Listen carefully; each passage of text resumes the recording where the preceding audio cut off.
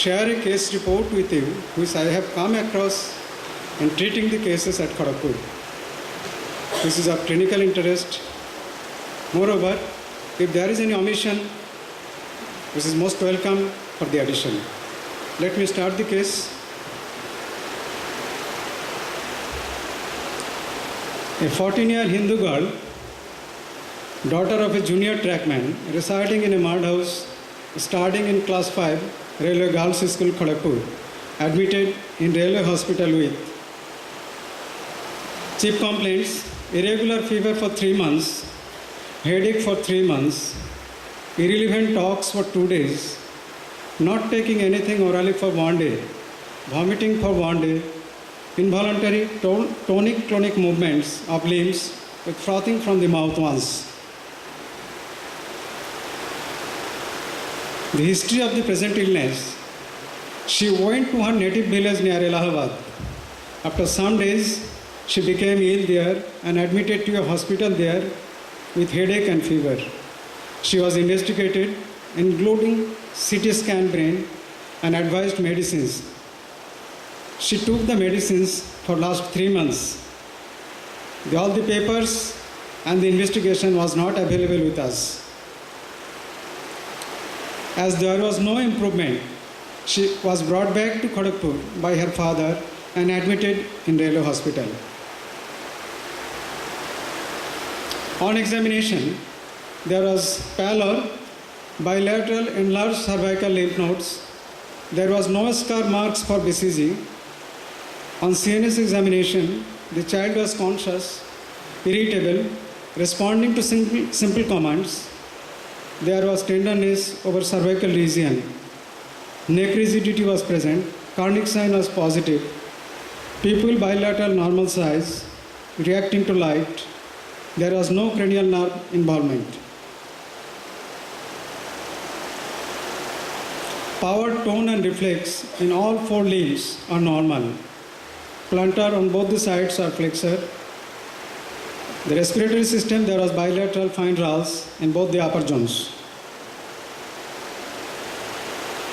The investigations which was carried out at Kharagpur: hemoglobin was 8.5 gram %, total count 6,000 per cubic millimeter, of which neutrophil 60%, lymphocyte 38%, eosinophil 2%, ESR was 62 millimeter first hour, malaria parasite was negative, fasting blood sugar 85 milligram %, urea 12 milligram %, creatinine 0.6 milligram %. X-ray chest revealed bilateral infiltration. The right is more than left.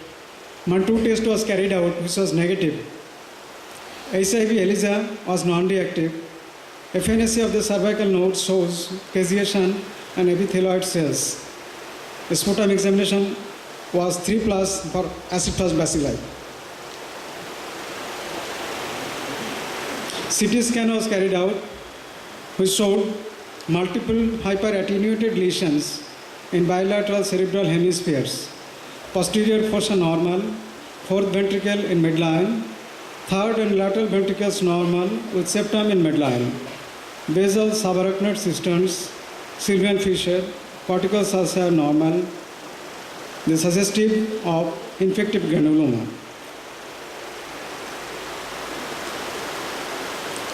Lumbar puncture was done. The CSF finding was pressure was raised, color clear, protein 120 milligram %, sugar 20 milligram %, cell count 35 per cubic millimeter, of which lymphocyte was 90%, poly was only 10%, LDIs 126 units per liter, ADA 8.7 units per liter, AB microscopy was negative. This is the X-ray finding of that young girl. Bilateral infiltration, I think right is more than left. Yes. This is the sputum microscopy. Huge number of acid-fast bacilli was there.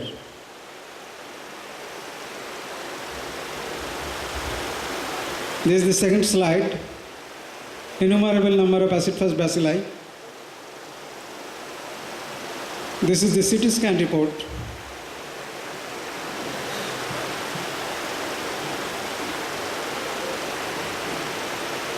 These are the slides which having the positive finding. Yes. These are deletions. These are deletions. Here. These are deletions. Here also. Here also. This is also. So he was sent to the eye clinic Kharagpur for this fundus examination. And these are the reports. Whether the bilateral chorioretinal scars, these are chorioretinitis features. These are the same things.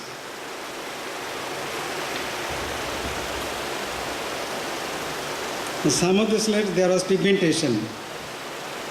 So I'll read out the reports later. On history, the clinical features and other investigations are in favor of pulmonary and neurotuberculosis. Hence, ATT was started in the following combination: ethambutol, ionase, rifampicin, pyrazinamide, as per RNTCP guideline, with prednisolone 30 mg once daily with gradual tapering, along with sodium valproate 300 mg BID. Patient responded well to treatment, become afebrile, conscious, become ambulatory, but there was cervical pain and headache. And this is the tragic point of these cases, for which I have brought this case in front of you. After 12 days of treatment, the patient started to complain of dimness in vision with poor color perception. Pupil bilaterally dilated, sluggish reaction to light, vision, perception of light only, ocular movements are normal. What I have done, ethambutol was withheld and the patient was referred to the eye clinic. The fundus report I have already shown. So this is the report from the eye clinic Kharagpur. The vision was perception of light on both the eyes was present. People are dilated, sluggishly reacting to light.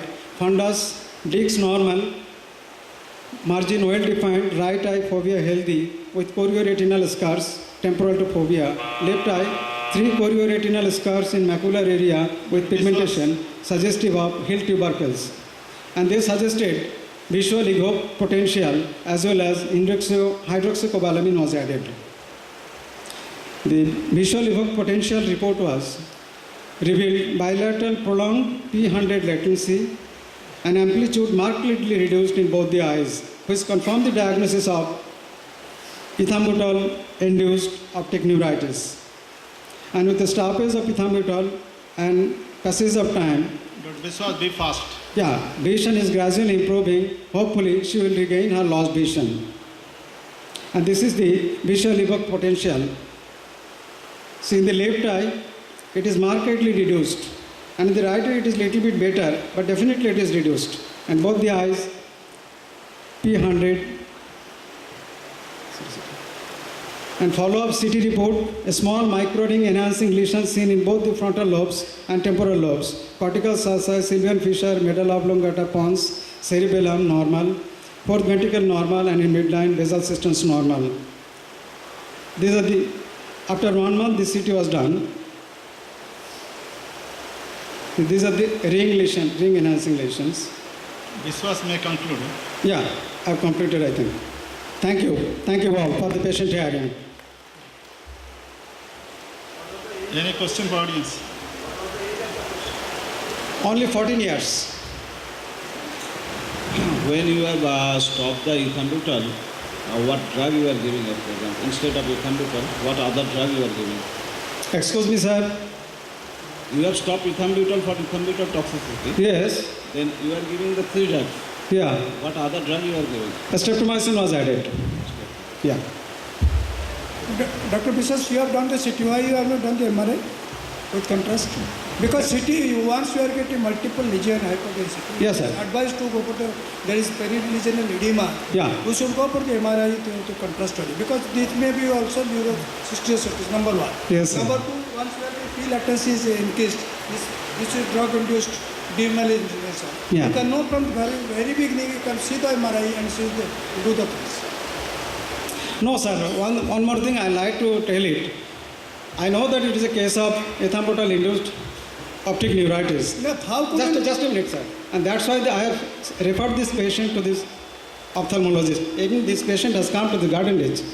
And their report was only to stop this ethambutol tablet and injection of hydroxycobalamin and just follow up weekly once at Garden Ditch Ophthalmology Clinic.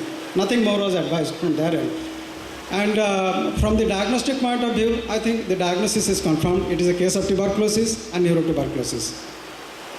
But it is So whatever you are telling, you are absolutely right, sir. any patient who is having this the multiple lesions, Yes, sir. usually granulomatous lesion will be there. It may be neurotuberculosis or neurocystis. Yes, sir. Is it? So it is better before starting any ATD or something, you should do the things for MRI. That's fine. Okay, sir. Thank you. And Dr. Biswas, the patient was treated for 3 months in Allahabad with no response. Yes. What treatment was given there? No, sir. That's why. 3 months he was treated. Case is clear. It No, is sir. must have started. No paper was available with us because, But CT was done there only. yeah, CT. Even that CT paper, I asked them, where is the CT paper? No paper is available with us. Hello.